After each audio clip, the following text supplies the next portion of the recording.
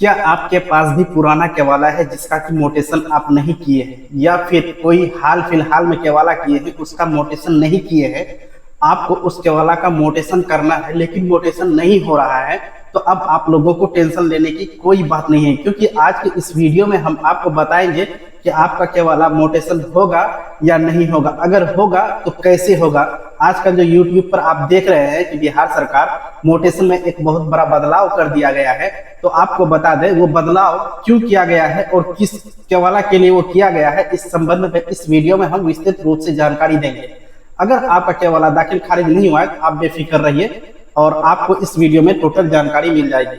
आप लोगों से एक छोटी सी रिक्वेस्ट है कि यदि आप इस YouTube चैनल पर पहली बार वीडियो देख रहे हैं तो सबसे पहले आप इस YouTube चैनल को सब्सक्राइब करके बेल के आइकन को दबा करके नोटिफिकेशन को ऑन करके अपने दोस्तों में ज्यादा से ज्यादा शेयर करें। तो चलिए बिना देरी किए वीडियो को हम लोग शुरू करते हैं।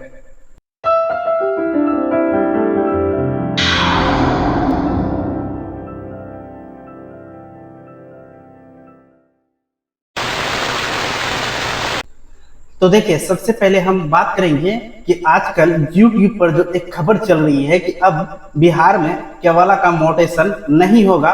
बिहार सरकार ने ऑटोमेटिक सिस्टम सेट कर दिया है। तो आप ये ध्यान में रखेंगे कि ऐसी वीडियो में बिल्कुल गलत फहमी फैलाई जा रही है। आपको सबसे पहले हम ये बताने की कोशिश कर रहे हैं कि बिहार सरकार हकीकत में ये जो है दाखिल खारिज वाला मामला को अपडेट किया है।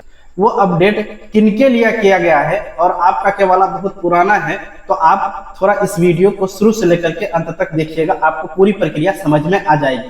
तो चलिए सबसे पहले हम बात कर लेते हैं कि आज के डेट में केवाला का मोटेशन जो नहीं करने की बात कही जा रही है, तो ये उन जगहों पर कही जा रही है जहां पे सर्वे का कार्य फाइनल हो चुका है, जहां पे सारा दस्तावेज क्लियर हो चुका है।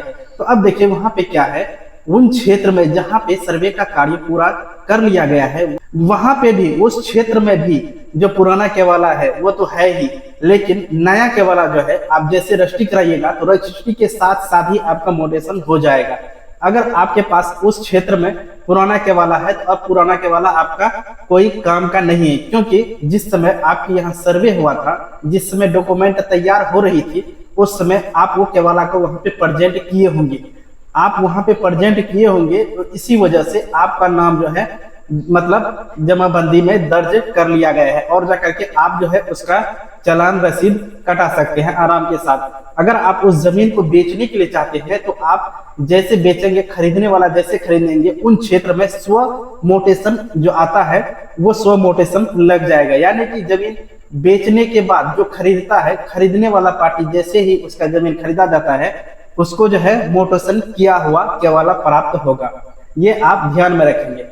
अब दूसरी नंबर पे हम बात करेंगे तो देखिए बात वहां पे आकर के फंस जाती है कि जो केवाला हम 1970, 80, 85 यानी कि 1900 से पहले या फिर 2020 से पहले या फिर अभी मतलब एक महीना पहले अगर किए हैं, उन केवाला का मोटेशन नहीं हो रहा है। आपका आवेदन जाता है लेकिन आपका आवेदन बार बार अंचल अधिकारी के द्वारा वापस कर दिया जाता है, या ऐसा होता है कि आपका दाखिल खारिज का जो आवेदन है उसको रिजेक्ट कर दिया जाता है, तो आपको अपर समाहर्ता से संपर्क करने के लिए कहता है।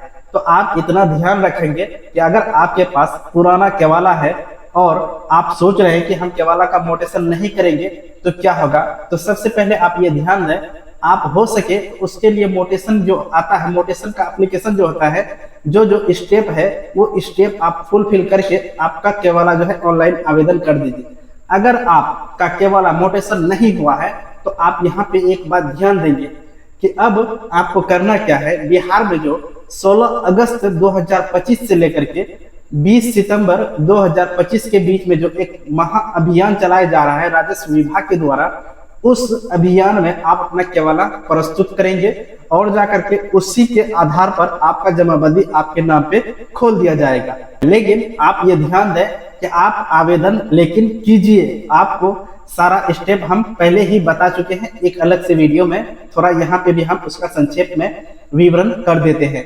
तो देखिए, अगर आपके पास कोई ऐसा केवाला है जिसका कि मोटेशन आपको कराना है, तो सबसे पहले आप ये समझिए कि जिस व्यक्ति से वो केवाला आप खरीदे हैं क्या उसका जमीन नेट पे ऑनलाइन अपडेट है अथवा नहीं है।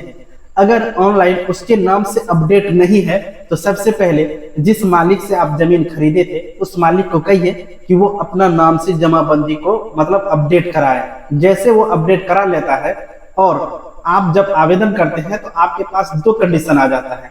एक होता है कि आप जमीन उनसे लिए हैं जिसके नाम से मतलब जमाबंदी अपडेट है, और दूसरी आ जाता है कि आप जिनसे जमीन लिए हैं वो मर चुका है लेकिन उसका बेटा के नाम से अभी जमाबंदी दर्ज है।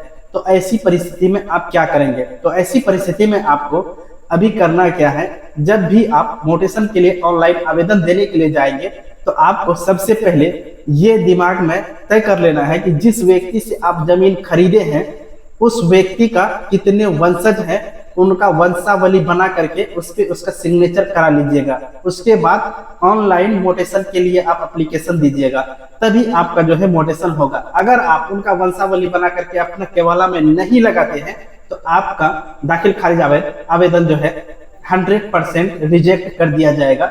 ये नियम है। और साथ ही साथ उन मतलब पार्टियों को वो जमाबंदी अपने नाम से अपडेट कराना होगा, तब जाकर के आपका मोटेशन होगा। इसके बाद आपका जब मोटेशन हो जाएगी तो आप रसीद काटने के लिए एलिजिबल यानी कि सक्षम हो जाएंगे। अब आप अपनी जमीन की रसीद कटा सकते हैं।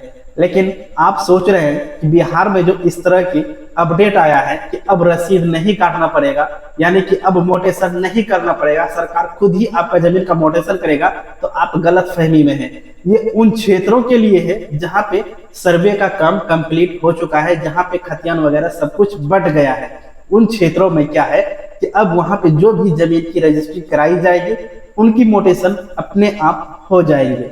लेकिन आपके पास अगर पुराना दस्तावेज है और आप उस दस्तावेज को लेकर के सोच रहे हैं कि मेरा मतलब दाखिल खारिज आवेदन देंगे और जाकर के उसका दाखिल खारिज हो जाएगी, तो आप बिल्कुल सही सोच रहे हैं। और आप जो है उस चक्कर में मत पड़िए कि मेरा भी स्वतः ही मोटेशन हो जाएगा। तो देखिए इसमें कंडीशन क्या है कि आप जो जमीन खरीदे हैं उसका रिकॉर्ड अंचल कार्यालय में नहीं है।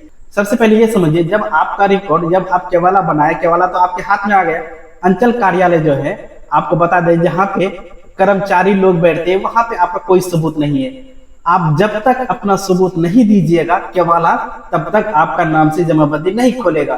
तो आप ये ध्यान दें कि मोटेशन बहुत जरूरी है और जाकर के वो मोटेशन आपको कराना ही होगा। चाहे आप मतलब थोड़ा लेट से ही आवेदन कीजिए, लेकिन आवेदन बिल्कुल सत्य कीजिए, नहीं तो आपको अपर समाहर्ता का अगर चक्कर लग गया तो आप समझ जाइए कि बहुत बड़ी मुश्किल में पड़ने वाले हैं। आपको कितना दिन अपर समाहर्ता के यहाँ दौड़ना होगा उसकी कोई लिमिट नहीं है। ये आप ध्यान में रखेंगे। आपके पास अगर कोई केवाला है तो उसको मतलब किस तरह से अप्लाई करना है हमने आपको अभी बता दिया है, और आपको ये मतलब कंफर्म कर लेना है कि आप किस तरह से उसका आवेदन कर रहे हैं। और जब भी आप आवेदन कर रहे हैं तो उस आवेदन में आपका मोबाइल नंबर होना अनिवार्य होता है। और जब भी आप आवेदन करते हैं तो अपने से बैठ करके कैफे वाले के यहाँ या फिर खुद से बारीकी के साथ एक एक लाइन को चेक करके भरिएगा। इससे ये होगा कि आपका आवेदन रिजेक्ट होने की संभावनाएं कम हो जाती है। लेकिन फिर भी बिहार में भ्रष्टाचार इतना व्याप्त फैला हुआ है कि आपका केवाला कितनों भी अच्छा से आवेदन कीजिएगा तो रिजेक्ट हो जाएगा। इनका मेन कारण है कि आपको वहां पे ये देना होगा। जब तक आप नहीं देंगे तब तक आपका केवाला मोटेशन नहीं होगा। लेकिन हम जितना बताएं उतना आप करके एक बार ट्राई कीजिए, उसके बाद देखिए आपका रिजल्ट क्या आता है। हम उम्मीद करते हैं कि ये वीडियो आप लोगों के लिए काफी मददगार साबित हुई होगी। तो चलिए आज का वीडियो हम यहीं पर समाप्त करते हैं। मिलते हैं एक नई वीडियो में एक नई जानकारी के साथ। तब तक के लिए जय हिंद।